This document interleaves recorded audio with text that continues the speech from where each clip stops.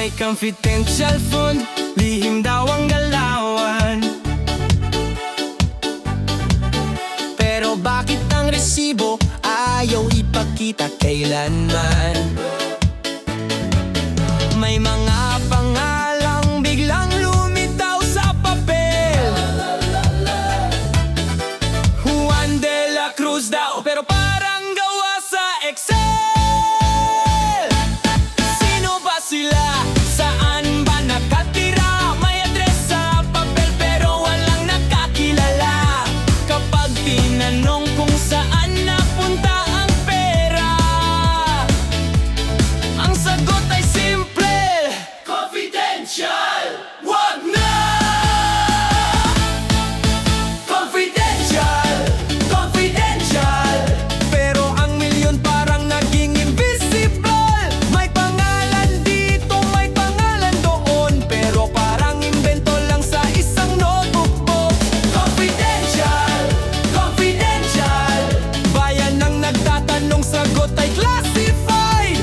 Kung pera ng bayan ang pinag-uusapan, bakit pati pangalan kailangang likhain?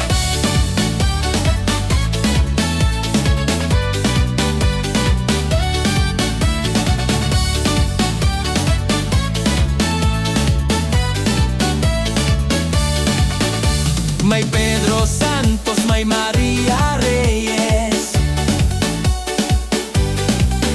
may Jose Garcia, pero walang nakaka-recognize.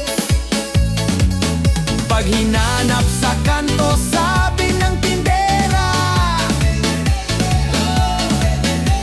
wala akong kilala, baka multo ang kasama niya.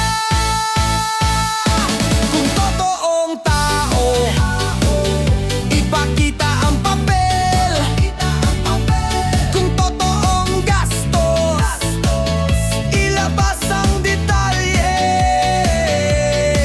Hindi sapat ang pirma at tatak sa folder. Ang pera ng bayan ay hindi magic number. Ang pera ng bayan ay hindi magic number. Confidential, confidential. Hindi ibig sabihin pwedeng maging fictional. Kung may pundong inilaan para sa bayan, dapat may panagutan at malinaw na pangalan. Confidential, confidential. Hindi dapat mawala sa dilim ang milyon. Kung serbisyo sa bayan ang tunay na dahilan, ilabas ang katotohanan, wag puro dahilan. Confidential, sabi ng opisyal sa mikropono. Confidential, sagot ng tao